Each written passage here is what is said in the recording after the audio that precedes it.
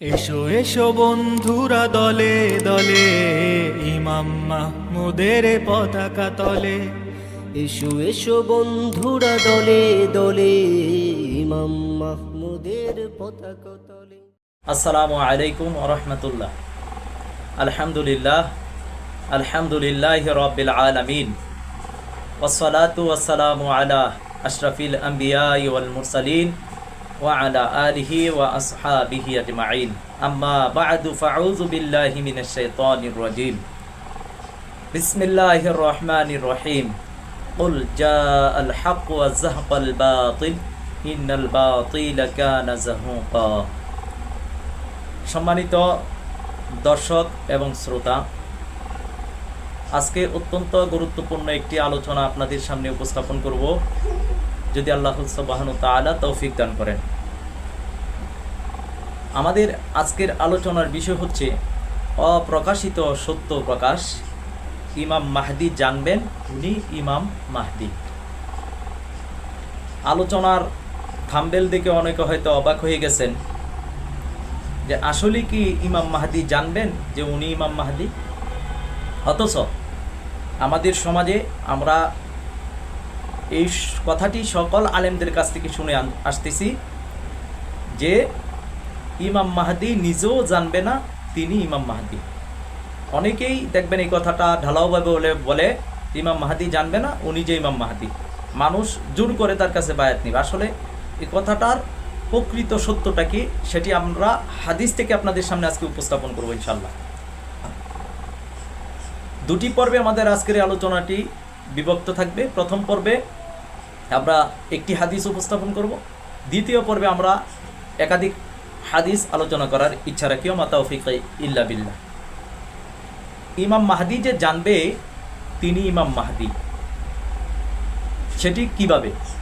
আমি আপনাদের সামনে আজ থেকে প্রায় 1000 বছর পূর্বের লিখিত কিতাব আজিফাতুল আজিফা গ্রন্থের 279 নম্বর হাদিসটি উপস্থাপন করছি। স্ক্রিনে আপনারা হাদিসটি দেখে নিন। প্রথমে আমি হাদিসটি পড়ে আপনাদেরকে শোনাচ্ছি, তাহলে আপনারা হাদিস পড়লেই শুনলেই বুঝতে পারবেন যে ইমাম মাহদি, যে বুঝতে পারবে যে উনি হচ্ছে ইমাম মাহদি। যেমন হযরত কাব রাদিয়াল্লাহু তাআলা আনহু থেকে বর্ণিত, তিনি বলেন, আমি রাসূলুল্লাহ সাল্লাল্লাহু আলাইহি ওয়াসাল্লামকে বলতে শুনেছি, মদিনায় একটি ফিতনা সৃষ্টি হবে এবং সেখানে এক বালককে হত্যা করা হবে। পরবর্তীতে সকলেই যাকে পবিত্র আত্মা তথা নফসে জাকিয়া নামে চিনবে, আর সে নিহত হবে সুফিয়ানি বাহিনীর দ্বারা, যারা হলো মাহদিকে হত্যার উদ্দেশ্যে গমনকারী অনুসন্ধানকারী বাহিনী। অতঃপর তার হত্যার সংবাদ মাহদির নিকট পৌঁছে যাবে। অতঃপর তিনি বলবেন, আল্লাহর শপথ, যার হাতে আমার প্রাণ, আসমানের সংবাদ এসেছে, শত্রুরা নিকটবর্তী হয়েছে, গোপন সত্য প্রকাশিত হওয়ার সময় হয়েছে। হে মুবাইয়াজ, তুমি আমার সাথে মদিনা ত্যাগ করে বাইতুল্লাহ আশ্রয় নেওয়ার জন্য প্রস্তুত হও। হায় আফসোস তাদের জন্য, তারা কত আত্মাকে হত্যা করেছে। হায় আফসোস তারা কত মানুষকে হত্যা করেছে। অতঃপর তিনি মুবাইয়াজকে সাথে নিয়ে মদিনা থেকে পলায়ন করে মনসুর ইয়ামেনির সাহায্যে মক্কায় আল্লাহর ঘরের নিকট আশ্রয় নেবেন। অতঃপর মাহদিকে বাইতুল্লাহ থেকে বের করে দেওয়ার ষড়যন্ত্র করা হবে। অতঃপর পূর্ব দিক হতে অনেকগুলো কালো পতাকাবাহী মাহদির নিকট পৌঁছে যাবে, যাদের সংখ্যা হবে বদরের যুদ্ধের সংখ্যার ন্যায়, অর্থাৎ 313 জন। আর তারা সকলেই হবে পূর্ব দিকের বিজয়ী মুজাহিদ, আর তাদের আমির হবেন হিন্দ বিজয়ী এমন একজন দুর্বল ব্যক্তি, যার উরুর হাড়ের উপর ও কুমরের মাঝে কম শক্তি সম্পন্ন হবে। তারা খলিফা মাহদির হাতে বায়াত গ্রহণ করবে। তৎপর মক্কার ধন ভাণ্ডারকে কেন্দ্র করে খলিফা পুত্রদের মাঝে যুদ্ধ সংগঠিত হবে। অতঃপর মাহদি আল্লাহ তাআলার নির্দেশ পেয়ে তার বাহিনী নিয়ে তাদের উপর আক্রমণ করবেন।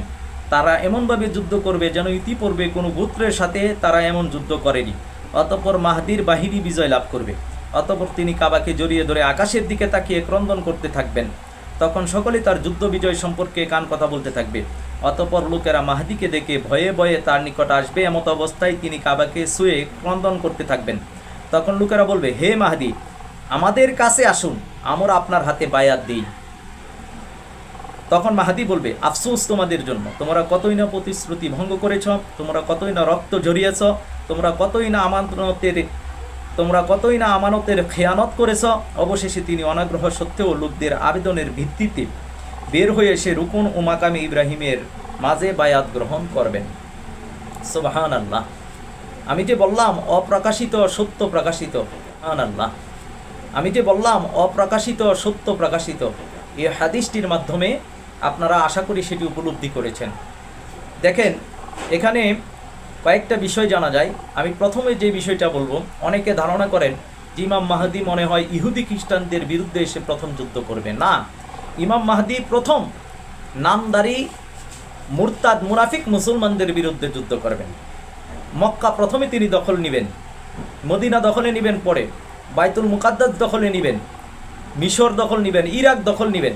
অর্থাৎ তিনার প্রথম যুদ্ধটাই হবে নামদারি মুসলিম মুরতাদ মুনাফিকদের বিরুদ্ধে। এই বিষয়টা আমাদের সকলকে স্পষ্ট ক্লিয়ার করে রাখতে হবে, খেয়াল রাখতে হবে।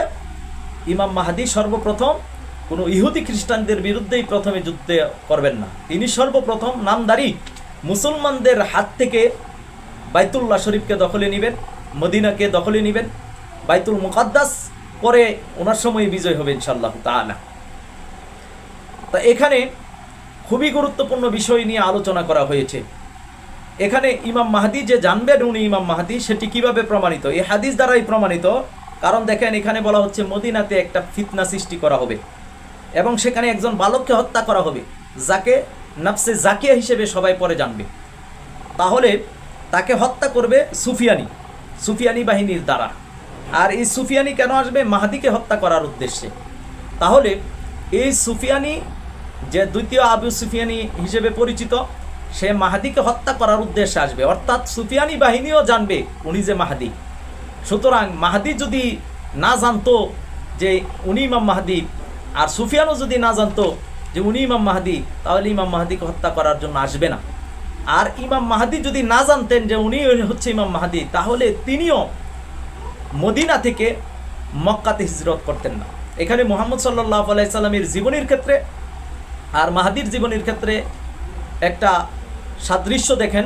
মুহাম্মদ সাল্লাল্লাহু আলাইহি সাল্লাম মক্কা থেকে নির্যাতিত হয়ে তিনি মদিনাতে হিজরত করেছেন, আর মাহদী মদিনা থেকে নির্যাতিত হয়ে মক্কায় হিজরত করবেন। তিনি যে হিজরত করে আসবেন, এটির দ্বারাও বোঝা যায় যে তিনি মদিনা থাকতে কেউ কেউ বুঝে যাবেন, ওনাকে চিনে ফেলবেন, আর উনিও বুঝে ফেলবেন যে ওনার শত্রু ওনার পিছনে আছে, যার কারণে তিনি মদিনা থেকে মক্কায় হিজরত করবেন। আর সুফিয়ানি বাহিনী মাহদীকে জানবেন, মাহদীকে চিনবেন, মাহদীকে খুঁজবেন, আর মাহদীও জানবে যে সুফিয়ানি বাহিনী আমাকে পেলে হত্যা করবে। এই কারণে তিনি সুফিয়ানি বাহিনী থেকে আত্মরক্ষার জন্য মানসুর ইয়েমেনির মাধ্যমে আপনার মক্কাতে আশ্রয় নেবেন। এবার ইমাম মানসুর তিনি নিজেও জানবেন উনি যে ইমাম মাহদী, আর মাহদীও জানবেন উনি যে ইমাম মানসুর। কারণ একজন ব্যক্তি কখন আরেকজন ব্যক্তিকে আশ্রয় দেয়। ইমাম মানসুর যদি ইমাম মাহদীকে নাই চিনত, আর ইমাম মাহদী যদি ইমাম মানসুরকে নাই চিনত, তাহলে এত বড় রিস্ক উনি কখনোই নেবেন না। অর্থাৎ একজন ব্যক্তির আশ্রয়ে যাওয়া মানে কি, সেই ব্যক্তিটা কতটুকু নিরাপত্তা দিতে পারবে, কতটুকু বিশ্বাসযোগ্য, সেটি যদি মাহদী কনফার্ম না হন, তাহলে মানসুরের কাছে যাবেন। হাদিসের এই আবারত থেকে সহজেই উপলব্ধি করা যায় ইমাম মাহদী আগে থেকেই জানবেন উনি যে ইমাম মাহদী। যদিও আমাদেরকে এতদিন ধরে এই বিষয়টাকে বলা হচ্ছে যে ইমাম মাহদী জানবে না। আমরা যখন ইমাম মাহমুদের দাওয়াত দেই, সেখানে অনেকে বলে যে মাহদী জানবে না, ইমাম মাহমুদ কীভাবে জানবে? হ্যাঁ, ইমাম মাহমুদও জানতেন না, এই কথার ব্যাখ্যা আছে। ইমাম মাহদীও জানবেন না, এই কথারও ব্যাখ্যা আছে। সেটা কি? ইমাম মাহমুদ বেলায়েতের পূর্বে জানতেন না উনি যে ইমাম মাহমুদ। 2017 সালে উনি সর্বপ্রথম বেলায়েত প্রাপ্ত হয়েছেন। তো 17 সালে বেলায়েত প্রাপ্তির পর থেকে উনি জানেন উনি যে ইমাম মাহমুদ।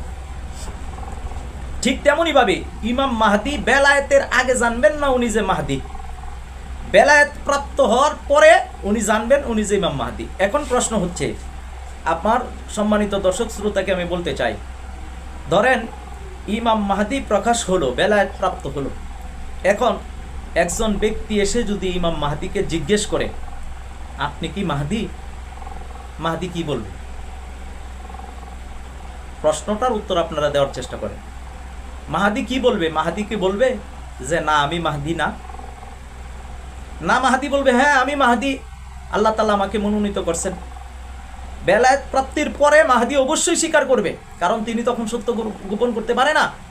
ঠিক তেমনইভাবে ইমাম মাহমুদ 2017 সালে বেলায়েত প্রাপ্তির পরে উনি কি বলবে? উনি কি নিজেকে গোপন করে রাখবে? ওনাকে এত বড় সত্য দিয়ে আল্লাহ পাঠাইছেন, বেলায়েত দিছেন, এটা মানে সত্য দিয়ে পাঠাইছেন। এখন উনি কি বলবে যে আমি মাহমুদ না? ওনাকে প্রশ্ন করার পরে উনি যদি না বলে, তাহলে মানুষ কেন ওনার কাছে আসবে? এত দল, এত নেতা, এত সংগঠন, এত সেলিব্রিটি থাকতে ইমাম মাহমুদের কাছে মানুষ কেন আসবে? অবশ্যই কারণে আসবে, কারণ ওনাকে আল্লাহ তাআলা এই কাজের জন্য মনোনীত করছেন, আল্লাহ তাআলা দায়িত্ব দিছেন, আল্লাহ তাআলা ওনাকে বায়াতের পদ্ধতি পর্যন্ত শিখাইছেন কিভাবে বায়াত নিতে হবে। এজন্য ইমাম মাহদি অবশ্যই বেলায়েতের পরেই জানবেন যে উনি কি ইমাম মাহদি। আর সেই বেলায়েতের পর্বটা কিভাবে হবে সেটাও কিন্তু এই হাদিসে বর্ণনা এসেছে। তখন ইমাম মাহদি বলবে মুবাইয়িজকে, তার সফর সঙ্গীকে বলবে যে মুবাইয়িজ, সত্য প্রকাশের সময় হয়েছে, আসমানি খবর এসেছে। তো আসমান থেকে ইমাম মাহদির কাছে ইলহাম আসবে। তখন ইমাম মাহদি আপনার তিনার সফর সঙ্গী মুবাইয়িজকে সাথে নিয়ে তিনি রওনা হয়ে যাবে এবং তিনি বলবে যার হাতে আমার প্রাণ, আসমানের সংবাদ এসেছে, শত্রুরা নিকটবর্তী হয়েছে। এর মানে ওনাকে জানিয়ে দেওয়া হবে যে আপনার শত্রু আপনাকে পাকড়াও করার জন্য আসছে। এর দ্বারা বোঝা যায় উনি আগেই বেলায়েত প্রাপ্ত হয়ে যাবেন। সুবহানাল্লাহ। তো উনি বেলায়েত প্রাপ্ত হবার কারণে এই তো ওনার কাছে ইলহাম আসবে যে শত্রুরা নিকটবর্তী হয়েছে, গোপন সত্য প্রকাশিত হওয়ার সময় এসেছে, সময় হয়েছে। হে মুবাইয়িজ, তুমি আমার সাথে মদিনা ত্যাগ করে বাইতুল্লাহ আশ্রয় নেওয়ার জন্য প্রস্তুত হও। তা দেখেন, হায় আফসোস তাদের জন্য, তারা কত আত্মাকে হত্যা করেছে। এর মানে অনেক হত্যাযজ্ঞ হবে। ইমাম মাহদি এই কারণে আপনার আফসোস করে তিনি মদিনা থেকে মক্কার দিকে হিজরত করবেন এবং ইমাম মানসুর তাকে সহযোগিতা করবেন। অতঃপর পূর্ব দিক হতে অনেকগুলো কালো পতাকাবাহী মাহদির নিকট পৌঁছে যাবে। কেন যাবে তারা? ইমাম মাহদিকে সহযোগিতা করার জন্য। সুবহানাল্লাহ। এর মানে হচ্ছে ইমাম মাহমুদ তখন ইলহামপ্রাপ্ত হয়ে যাবে, অবহিত হয়ে যাবে যে এই বছর ইমাম মাহদির উপর নির্যাতন আসবে, ইমাম মাহদির উপর শত্রু পাকড়াও করবে। এজন্য ইমাম মাহদির হাতকে শক্তিশালী করার জন্য ইমাম মাহমুদ তার 100 কমান্ডার নিয়ে, বিজয়ী কমান্ডারদেরকে নিয়ে উনি রওনা হবেন। মানসুর ইয়েমেনি 100 কমান্ডার নিয়ে রওনা হবে। শুয়াইব ইবনে সালেহ 100 কমান্ডার নিয়ে, বিজয়ী কমান্ডারদেরকে নিয়ে। সেই সময় তাদের হাতে ভূখণ্ড থাকবে, ভারতীয় উপমহাদেশ বিজয় হয়ে যাবে ইনশাল্লাহ। ইমাম মানসুরের নেতৃত্বে ভূখণ্ড বিজয় হবে, খোরাসান বিজয় হয়ে যাবে। তারা 100 মোট 300 কমান্ডার নিয়ে ইমাম মাহদিকে সহযোগিতা করার জন্য তারা বাইতুল্লাহতে রওনা দিবে এবং বাইতুল্লাহতে গিয়ে তারা ইমাম মাহদির কাছে বায়াত দিবে। সাধারণ মানুষ বায়াত হওয়ার আগে এই 313 জন বদরের সংখ্যার পরিমাণ ইমাম মাহদির কাছে বায়াত হয়ে যাবে। সেখানে ইমাম মাহমুদের নেতৃত্বে থাকবে 100 বিজয়ী কমান্ডার, মানসুরের নেতৃত্বে থাকবে 100 বিজয়ী কমান্ডার, শুয়াইব ইবনে সালেহের নেতৃত্বে থাকবে 100 বিজয়ী কমান্ডার, যাদের অধীনে আবার অসংখ্য ফৌজ থাকবে, সেনাবাহিনী থাকবে। তারা ইমাম মাহদির কাছে গিয়ে বায়াত হবে এবং তারা মক্কা দখল করবে। অনেক রক্তারক্তি হবে। এই কারণে সাধারণ মানুষ কানা ঘোষা করবে যে ইমাম মাহদি এত রক্তারক্তির পরে তিনি কাবাকে দখল করে নিছেন, কাবা মুসলিমদের হাতে আসবে। তখন লোকেরা বলবে হে মাহদি আমাদের কাছে আসুন, আমরা আপনার হাতে বায়াত দেই। তখন সাধারণ জনগণ সেখানে যারা থাকবে তারা বুঝবে এবং ইমাম মাহদির কাছে তারা বায়াত হইতে চাইবে। এই দৃশ্যপটে, এই প্রেক্ষাপটে ইমাম মাহদি অভিমানে, রাগে বা ক্ষোভে তাদেরকে বায়াত নিতে চাবে না। কারণ মুসলমানদের মধ্যে এত রক্তারক্তি হয়ে গেল, নামদারি, এরা গাদ্দারি করেছে। মুসলমানরা ইমাম মাহদির সাথে পর্যন্ত গাদ্দারি করেছে, যার কারণে তো ইমাম মাহদির সাথে যুদ্ধ তারা লিপ্ত হবে। এই কারণে ইমাম মাহদি তখন কাবার গিলাফ ধরে উনি ক্রন্দন করতে থাকবেন, তিনি কান্না করতে থাকবেন। তখন সাধারণ ওই সময়ে যারা সেখানে উপস্থিত থাকবে তারা গিয়ে বলবে যে আপনি আমাদেরকে বায়াত দেন। তখন তাদের বায়াত নিতে তিনি অপছন্দ করবেন। অপছন্দটারে আজকে এই দেশের আলেম ওলামারা বলতেছে যে উনিও নিজেও জানবেন না, এটা ঠিক না। বরঞ্চ তাদের আমানতের খেয়ানত করার কারণে, রক্ত ঝরানোর কারণে, রক্তপাত করার কারণে এই অবাধ্য জাতি তাদের বায়াত নিতে তিনি অপছন্দ করবেন। এটাকেই হাদিসের ভাষায় বলা হচ্ছে যে তিনি ওয়াহুয়া কারিহ, তিনি সেটা অপছন্দ করবেন। কোথায় শব্দটা হলো অপছন্দ করা, আর কোথায় হলো যে উনি জানবে না। এই যে একটা গোপন সত্যকে তারা, এত সুন্দর নিখুঁত সত্যকে তারা এতদিন পর্যন্ত ভুল ব্যাখ্যা করে জাতির সামনে এই যে ভুল উপস্থাপনটা করে রাখলো, এই সত্যটা আজকে এই সত্য প্রকাশিত হচ্ছে, এই সত্য এই কিতাবগুলো এখন জাতির সামনে উপস্থাপন হচ্ছে। সুতরাং ইমাম মাহদি বেলায়েত প্রাপ্ত হবেন এবং উনি জানবেন, উনি মাহদি জানবেন বিদায়ী উনি মদিনা থেকে বাইতুল্লাহতে হিজরত করবেন, মানসুর ইয়েমেনির আশ্রয়ে যাবেন। আর সুফিয়ানি বাহিনীও মাহাদিকে কি করবে, চিনবে, আর মাহাদিও বুঝতে পারবে যে শত্রু এসেছে, এর আগেই তার কাছে আসমানি সংবাদ আসবে, অর্থাৎ ইলহাম আসবে। সব কিছু মিলে আজকের এই আলোচনার মাধ্যমে আমি আপনাদের ক্লিয়ার করে দিতে চাই যে ইমাম মাহদি বেলায়েত প্রাপ্ত হবেন, তিনি জানবেন উনি যে বায়াত নিতে অপছন্দ করবেন মাকামি ইব্রাহিম আর রুকুনের মাঝে, সেটা হচ্ছে তাদের গাদ্দারির কারণে, মুসলমানদের আমানতের খেয়ানতের কারণে। তখনকার যারা উপস্থিত থাকবে তাদের বায়াত নিতে তিনি অপছন্দ করবেন। আর সেই অপছন্দ করাটাকে চালিয়ে দেওয়া হলো যে উনি জানবে না উনি ইমাম মাহদি, এটি আদৌ ঠিক না। হয়তো আলেমরা এই ব্যাখ্যাটা বুঝতে ভুল করেছেন, অথবা এই জিনিসটা তিনারা না জানার কারণে এমনটি করেছেন বলে আমার কাছে মনে হয়। সুতরাং আমরা এতটুকু বলবো যে ইমাম মাহদি বেলায়েতের পূর্বে জানতেন না উনি হচ্ছেন ইমাম মাহদি। ইমাম মাহমুদও জানতেন না বেলায়েতের পূর্বে, 17 সালের পূর্বেও তিনি জানতেন না তিনি গাজওয়াতুল হিন্দের আমির। ঠিক ইমাম মাহদির কাছে বেলায়েতের আসার আগ পর্যন্ত তিনি জানবেন না, কিন্তু বেলায়েত প্রাপ্তির পর থেকে তিনি জানবেন তিনি যে ইমাম মাহদি। সুতরাং আমরা এই গ্রন্থটা যদি আপনারা পড়েন ফার্স্ট টু লাস্ট, এই যে আজিফাতিল আজিফা গ্রন্থটা অনলাইনে সার্চ দিলেই আপনারা পারবেন, রকমারি.com আপনারা পাবেন, বিভিন্ন ফেসবুকে আপনারা পাবেন। এটা সার্চ দিয়ে পড়েন, তাহলে অনেক অপ্রকাশিত সত্য আপনারা জানতে পারবেন, অনেক সত্য আপনারা জানতে পারবেন।